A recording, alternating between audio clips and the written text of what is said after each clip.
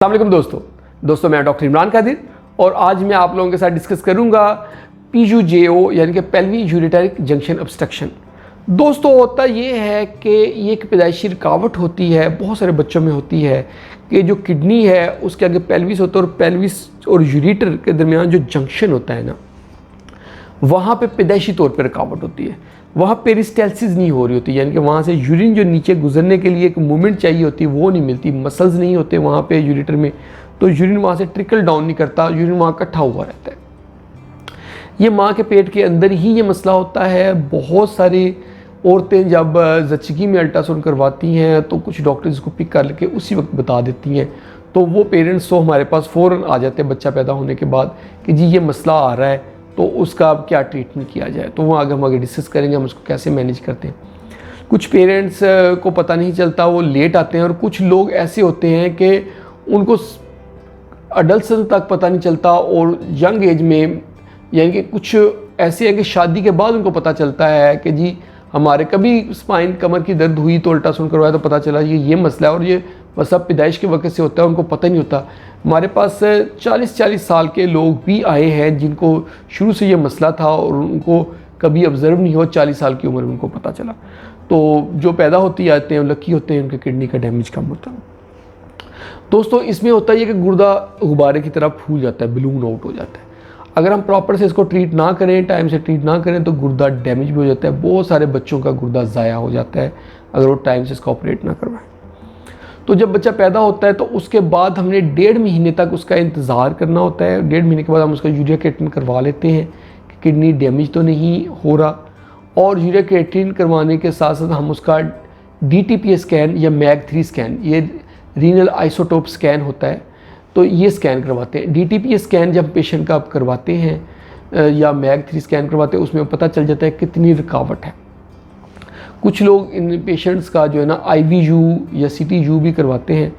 तो दोस्तों होता ये है कि अगर तो अल्ट्रासाउंड पे क्लियर पता चल रहा है कि हाइड्रोनेफ्रोसिस है, यूरिटर डायलेटेड नहीं है और शुरू से ही प्रॉब्लम है जब से बच्चा पैदा हुआ है, तो मेरी सजेशन है कि हम IVU ना करवाएं, क्योंकि मैंने नई रिसर्चेज पढ़ी हैं उसके अंदर IVU नहीं करवा रहे, बच्चों का ख़ास तौर पे नहीं करवा रहे। तो ठीक है, तो IVU नहीं करवाना, DTPA स्कैन करवाना है, वो करवा लिया, हमें पता चल गया किडनी डैमेज है, उसमें ये पता चल जाता है किडनी का फंक्शन कितना इस वक्त चल रहा है, फंक्शन कम तो नहीं हुआ, बहुत कम तो नहीं हुआ। अगर तो 10 से कम फंक्शन हो गया तो वो उस किडनी को फिर निकाल देना चाहिए, क्योंकि वो किसी काम का नहीं है। अगर 10 से ऊपर फंक्शन है 10 ml पर मिनट, तो उस किडनी को हमने सेव करना है और उसका ऑपरेट करते हैं। दोस्तों इसका ऑपरेट 2 तरह से होता है, एक इसका ओपन ऑपरेट करते हैं, एक लेप्रोस्कोपी से करते हैं। ठीक है, ओपन ऑपरेट के लिए जो हम इंसिजन देते हैं, जो बुक्स में लिखा है, तो जो सबसे बेहतर ऑपरेशन है वो बैक साइड पे होता है। कमर में इंसिजन देते हैं, बैक साइड पे रीढ़ की हड्डी के बिल्कुल साथ लंबे रुख इंसिजन देते हैं। लंबे रुख इंसिजन के साथ जो है ना कुछ लोग इंसिजन जहाँ फ्लैंक में देते हैं, उससे पीछे वाला इंसिजन ज़्यादा बेहतर है।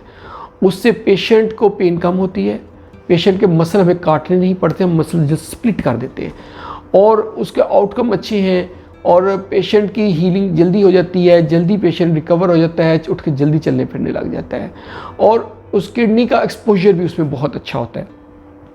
उसमें हम ये करते हैं कि फ़ौरन पेल्विस तक पहुंचते हैं, किडनी स्किन खोलते हैं, मसल को स्प्लिट करते हैं, काटते नहीं हैं। उसमें जो फ्लैंक में सी होते हैं उसमें मसल काटना पड़ता है, मसल स्प्लिट करते हैं। नीचे जीरोटा फेशिया होता है, जीरोटा फेशिया होता है किडनी के ऊपर गुलाब सा चढ़ा होता है, उस जीरोटा फेशिया को हम ओपन करते हैं तो नीचे किडनी और उसका पेल्विस हमें नज़र आता है। किडनी और पेल्विस के साथ नीचे यूरिटर भी नज़र आया तो उसी जगह पे, तो हम उसकी ट्रिमिंग करके टेलरिंग करते हैं, और टेलरिंग करके हम उसको यूरिटर को प्लास्टिक सर्जरी करके इस तरह जोड़ते हैं पेल्विस के साथ कि फनल शेप बन जाता है, फ्लो गुर्दे का ठीक हो जाता है, और हम उसके अंदर एक स्टेंट डाल देते हैं। ये स्टेंट तकरीबन 1.5 महीने पेशेंट के रहता है, 1.5 महीने के बाद हम इस स्टेंट को निकालते हैं। तो दोस्तों इस स्टेंट को कुछ लोग भूल जाते हैं ऑपरेशन करवा के, इसको भूलना नहीं चाहिए, इसको लाजमी निकलवा लेना चाहिए। 3 महीने से ऊपर चला जाए तो इस स्टेंट के ऊपर स्टोन बनने के चांसेस होते हैं, इनक्रस्टेशन बन जाती है इस डीजे के ऊपर, जिसकी वजह से बहुत सारे प्रॉब्लम्स होते हैं, किडनी डैमेज भी होता है और स्टक हो जाता है। तो इसलिए इतना लंबा नहीं करना, इसको फ़ौरन डीजे को निकालना भी है 1.5 महीने बाद। इसमें जो है बाद में हम ड्रेन रखते हैं, 2-3 दिन बाद ड्रेन निकाल देते हैं और पेशाब की नाली भी 1-2 दिन बाद हम निकाल देते हैं। ये चीज़ें हम करते हैं, इस तरह कट वाला ऑपरेट कर देते हैं।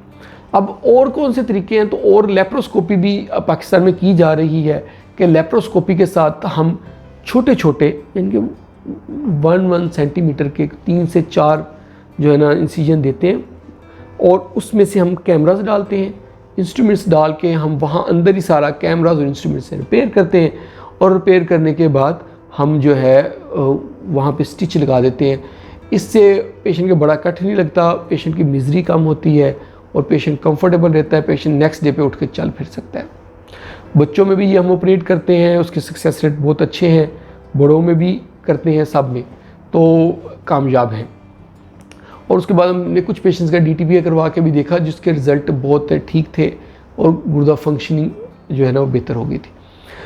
तो ये थी हमारी आज की वीडियो PUJO के ऊपर। कुछ लोगों को ये प्रॉब्लम होती है या उनके बच्चों को प्रॉब्लम होती है, वो अवॉइड कर रहे होते हैं सर्जरी से, सर्जरी नहीं करवाते, वो कहते हैं कोई दवाई ले लें या फिर कोई और टूना टोटका कर लें। तो ये चीज़ ना करें, अगर ये प्रॉब्लम है तो इसको ऑपरेट करवाएं ताकि किडनी का डैमेज ना हो और डिले इसको ना करें। ये है इलेक्टिव, कोई इमरजेंसी नहीं है, लेकिन आप इसको मीनवाइल टाइम निकाल के करवा लें ताकि ज़्यादा डिले ना हो, क्योंकि बहुत ज़्यादा अगर डिले करेंगे तो किडनी डैमेज होगा। होप आप लोगों को वीडियो पसंद आई होगी।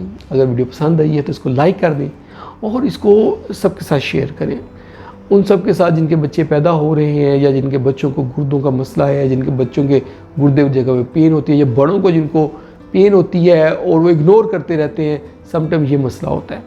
इसमें एक साइन होता है बड़ों में कि पानी बहुत ज़्यादा पिए तो दर्द बढ़ जाती है, तो ये एक बड़ा टिपिकल साइन है जी। मैंने जी 3 गिलास मिल्क शेक पिए थे तो मेरे दर्द शुरू हो गए, तो एक टिपिकल साइन है। इस तरह का हो तो फ़ौरन डॉक्टर से रजू करें। तो इसको सबके साथ शेयर करने वाले हैं, आप सबके साथ शेयर करें और हमारे चैनल को जल्दी से सब्सक्राइब कर दें ताकि आपको इस तरह की अच्छी अच्छी वीडियोज़ मिलती रहें। बहुत बहुत शुक्रिया।